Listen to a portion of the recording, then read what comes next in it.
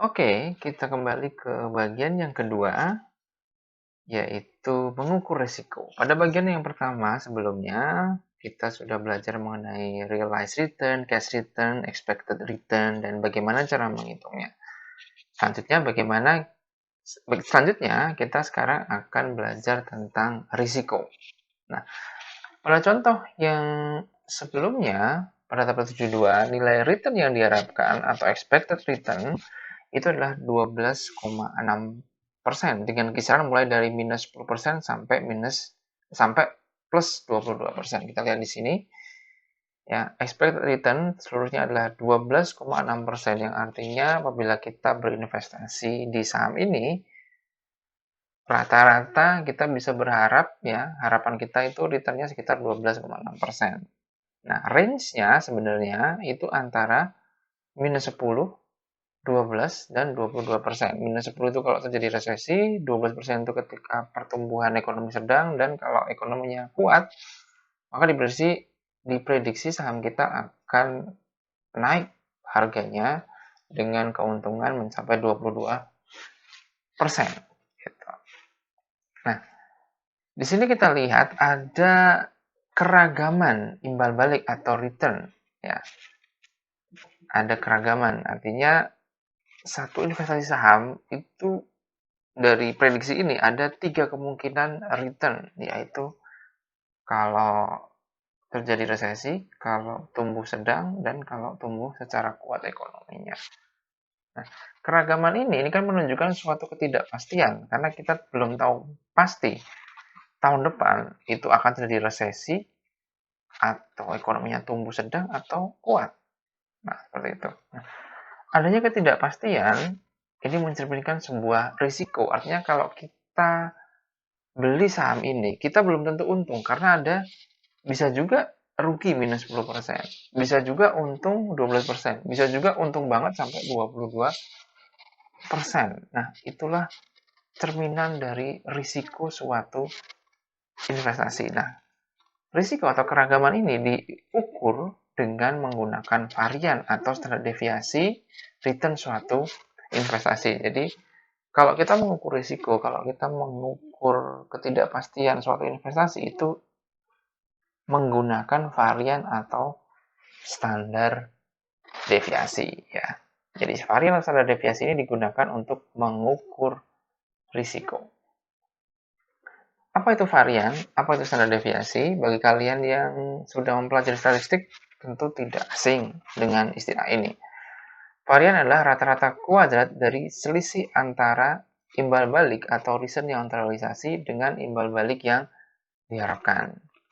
Sedangkan standar deviasi itu adalah akar kuadrat dari varian. Standar deviasi ini lebih sering digunakan dalam rangka mengukur risiko. Nah, tidak usah terlalu pusing dengan definisinya, kita nanti akan lebih jelas pada latihan soalnya. Oke, misalkan begini.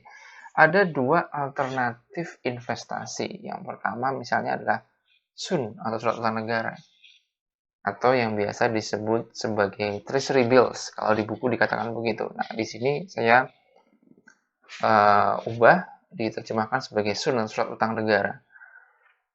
Apabila kita membeli investasi berupa surat utang negara, nah misalnya kan sering itu ya kita melihat iklan di TV, pemerintah menjual ORI misalnya, obligasi retail gitu. Nah, itu adalah salah satu bentuk surat utang negara. Nah, surat utang negara ini dianggap bebas risiko. Kenapa seperti itu? Karena dianggap bahwa SUN itu tidak ada risiko gagal bayar. Artinya kalau kita beli itu returnnya pasti dijamin oleh pemerintah. Ya, kita bunganya itu sudah pasti dan dana kita juga pasti dikembalikan oleh negara. Beda kalau kita beli surat utang atau obligasi dari perusahaan atau korporasi. Korporasi tentu ada kemungkinan dia rugi. Nah, ada kemungkinan dia bangkrut sehingga ada ketidakpastian di situ di mana bisa jadi 2 tahun ke depan, 3 tahun ke depan perusahaannya bangkrut sehingga uang kita tidak balik atau bunganya tidak dibayarkan. Nah, SUN ini bebas risiko ya. Sementara yang kedua, kita akan membandingkan antara SUN dengan saham biasa. Ya, kalau kita investasi di saham biasa. Misal kita beli S Publishing Company, ya, investasi saham. Nah, dalam grafik ini itu digambarkan prediksi dari analis gitu ya. Misalnya seperti ini, bahwa yang biru muda ini adalah prediksi return dari saham S Publishing tadi, yaitu ada kemungkinan sebesar, ini probability ya di sini ya, probability dari 0 sampai 1 ya. 1 itu pasti terjadi ya. Ini ada tingkat probability. Ada tingkat probabilitas 0,1 atau 10% bahwa investasi saham S akan rugi minus 10%. Kemudian ada probability sebesar 20% dia akan untung 5%. Ada probability sekitar 15% ya. Dengan ada probability, maksud saya ada probabilitas saham itu akan menghasilkan 15% dengan tingkat kemungkinan 0,4 atau 40% dan seterusnya sampai 40%. Ya, di sini kita lihat ada beberapa kemungkinan, ada ketidakpastian. Untungnya berapa belum pasti, bisa untung bisa juga rugi. Nah, inilah menggambarkan ketidakpastian itu, berbagai kemungkinan return yang mana ini menggambarkan suatu risiko. Kita bandingkan dengan treasury bill atau SUN.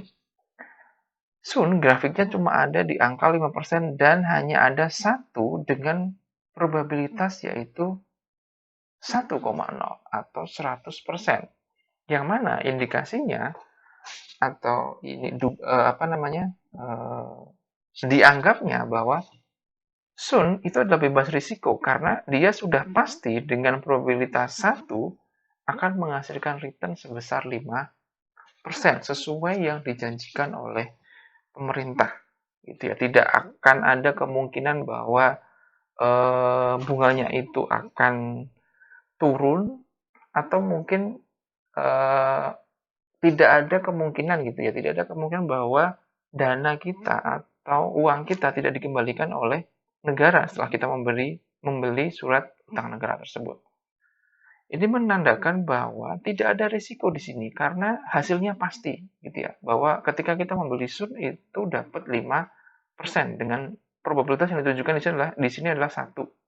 Sementara kalau saham itu ada beberapa kemungkinan yang ini menggambarkan ketidakpastian. Ketidakpastian itu menunjukkan sebuah risiko. Seperti itu. Nah, di sini keterangannya distribusi probabilitas SUN untuk return SUN itu adalah grafik tunggal pada tingkat return 5%, menunjukkan bahwa probabilitas sebesar 100% investasi kita mendapatkan return sebesar 5%. Pasti gitu ya, dijamin.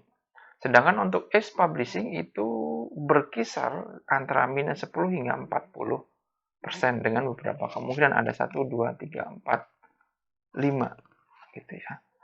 Jadi bisa dikatakan investasi ini berisiko karena adanya ketidakpastian.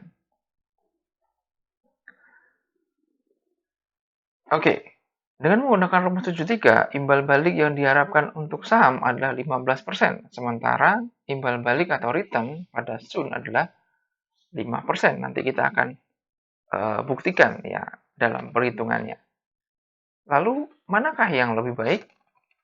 Apakah saham lebih baik karena menjanjikan return yang lebih tinggi ya? Kalau SUN tadi tepat di 5%, tapi kalau saham kita punya kemungkinan bisa dapat 40 atau kalau enggak 25 atau kalau enggak 15. Mana yang lebih baik? Investasi di SUN atau di saham? Nah, tentunya kita perlu lihat juga mengenai risikonya. Dan tentunya pilihan investasi itu nanti akan bergantung pada investor itu sendiri. Apakah dia tipe orang yang suka mengambil risiko atau bukan. Oke, nanti kita akan lihat secara lebih jelas. Nah, sekarang kita belajar menghitung risiko. Risiko dihitung atau diukur menggunakan varian. Nah, rumus varian itu seperti ini. Ya, tidak usah pusing, nanti kita akan coba simulasikan dengan menggunakan tabel, itu akan sangat mudah sekali. Jadi, ini adalah rumus dari varian. Oke, itu adalah penjumlahan dari seluruh rate of return dikurangi dengan expected return, ya, dikuadratkan lalu dikalikan dengan probabilitasnya. Tenang saja, walaupun rumusnya terlihat sulit, tetapi dalam perhitungan prakteknya nanti akan mudah dengan cara menggunakan atau dengan menggunakan alat bantu tabel. Sementara standar deviasi itu adalah akar dari varian. Jadi kalau udah ketemu variannya berapa, tinggal diakar kuadratkan, maka ketemulah standar deviasi. Oke, kita coba pada contoh ya, supaya lebih jelas. Nah, misalnya nih, diketahui. Nah, misalkan ada contoh seperti ini ya. Jadi kita punya suatu investasi, lalu menurut analis, ada 5 kemungkinan return dari investasi saham kita. Nah, di sini kita lihat ada 5 kemungkinan. Kemungkinan pertama akan mendapatkan return minus 0,1 dengan probability 0,1 juga. Kemudian di keadaan yang kedua akan mendapatkan return sebesar 5% atau 0,05, di mana probabilitas terjadinya adalah 0,2 atau 20% dan seterusnya. Nah, jadi kita punya data rate of return serta probabilitas dari masing-masing rate of return. Ya, biasanya ini adalah hasil prediksi dari analis. Dari sini kita nanti bisa menghitung berapa expected return-nya dan juga bagaimana kita bisa menghitung juga risikonya yang dilambangkan dengan varian atau standar deviasi. Nah, langkah-langkahnya akan seperti ini. Oke, jadi kita menggunakan tabel. Jadi tabelnya terdiri dari beberapa kolom. Di sini ada 1, 2, 3, 4, 5, 6. Ada A, B, C, D, E, dan F. Dari data analis yang pertama ini, ya. Kemudian kita tambah satu kolom D, ya, ini kolom A, B, C, kemudian D. D ini adalah B kali C, yaitu kita kalikan masing-masing rate of return dengan probabilitasnya. Jadi minus 0,1 kali 0,1 sama dengan minus 0,01. 0,05 kali 0,2 menjadi 0,01. Seterusnya. Nah, setelah semuanya dikalikan ya antara kolom B dan kolom C, lalu kita jumlahkan. Ya, kita jumlahkan, hasilnya itulah yang dinamakan expected return seperti yang kita telah pelajari pada sesi atau part yang sebelumnya. Nah, setelah mendapatkan expected return, angka expected return ini kita akan gunakan untuk ya selanjutnya menghitung varian. Kita tahu bahwa tadi rumus varian ya. Ya, kita perlu data rate of return udah diketahui, kemudian probability udah diketahui. Nah, expected return yang tadi kita baru saja hitung. Nah, setelah dapat expected return, kemudian step berikutnya yaitu di kolom E dan F untuk menghitung varian. Ini dibagi menjadi 2 kolom, ya tidak langsung 1 kolom ya, karena untuk memudahkan perhitungan saja. Oke. Kolom E atau step yang kedua itu adalah hasil dari perhitungan kolom B, rate of return, dikurangi dengan expected return, jadi minus 0,1 misalnya, dikurangi 0,15, setelah itu hasilnya dikuadratkan. Jadilah 0,065. Seterusnya misalnya yang di sini 0,05 dikurangi 0,15 ya. Kemudian dikuadratkan. Ya, 0,1 dikuadratkan jadilah 0,01 ya. Tadi 0,05 dikurangi 0,15 itu adalah minus 0,1 dikuadratkan menjadi 0,01. Begitu seterusnya, 0,15 kurangi 0,15 hasilnya 0, 0 dikuadratkan hasilnya juga 0. Seterusnya seperti itu. Nah, setelah itu masing-masing kolom ini kita kalikan dengan probabilitasnya. Persis seperti dengan rumus yang ini ya. Tadi masing-masing return-nya dikurangi expected return ya. Lalu dikuadratkan, ini adalah kolom yang tadi E. Setelah itu baru kita kalikan probabilitasnya. Jadilah kolom F. Ya. Jadi kolom E dikalikan dengan probabilitas dari kolom C. 0,0625 kalikan 0,1 jadinya 0,00625. 0,01 kalikan 0,2 jadilah 0,002, seterusnya kita tuliskan ya sampai ke di kondisi yang kelima. Nah, setelah itu kita jumlahkan seluruh kolom F ini ya, maka diketemukanlah atau kita berhasil menghitung yang namanya varian sebagai ukuran dari risiko.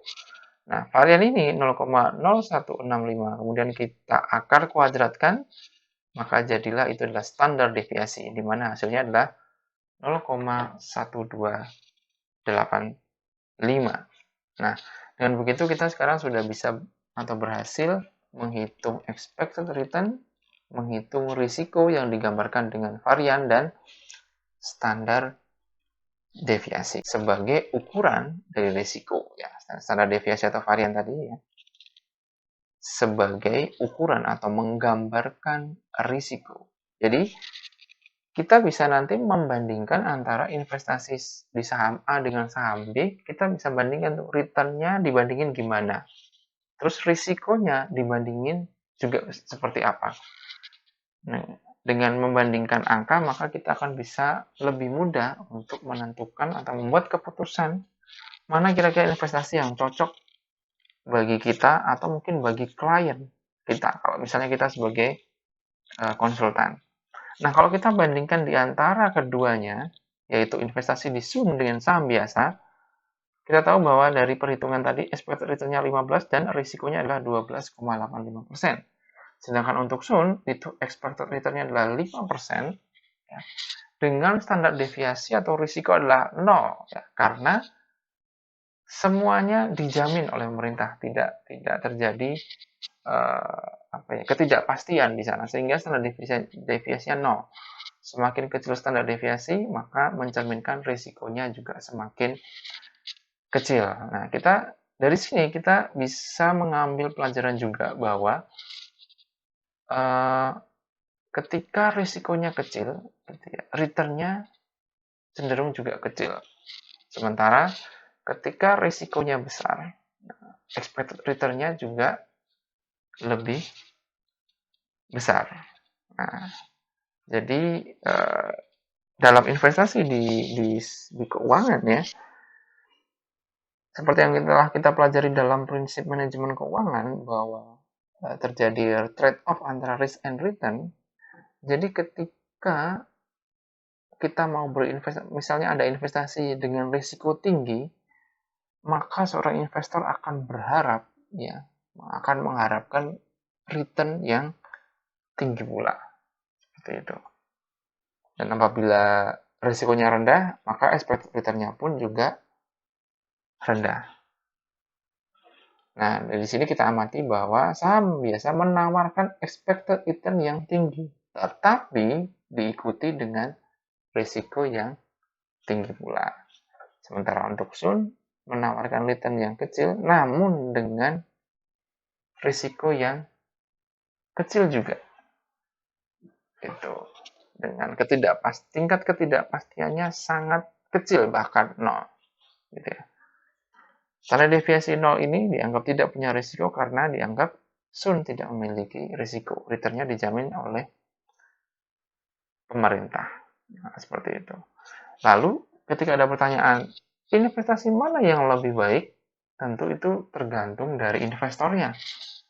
Apakah investornya itu tipenya adalah mau mengambil risiko? Kalau kita risk taker, maka mungkin kita akan memilih saham. Tapi kalau kita mau atau investor yang maunya main aman, mungkin Sun akan dipilih menjadi investasi dia. Jadi kadang investor ada yang lebih suka berspekulasi untuk mendapatkan return yang tinggi, tapi ada juga investor yang lebih suka main aman, yang penting duitnya aman, lebih suka yang pasti-pasti aja. Maka kecenderungannya adalah memilih soon. Sehingga kita bisa simpulkan bahwa pilihan investasi itu sangat tergantung dari profil atau dari preferensi investornya, risk taker atau bukan. Oke, itu tadi pelajaran kita tentang risk and return, menghitung expected return, menghitung risiko dengan cara atau melalui perhitungan varian dan standar deviasi. Semoga bermanfaat. Kita bertemu lagi di part selanjutnya. Sampai jumpa.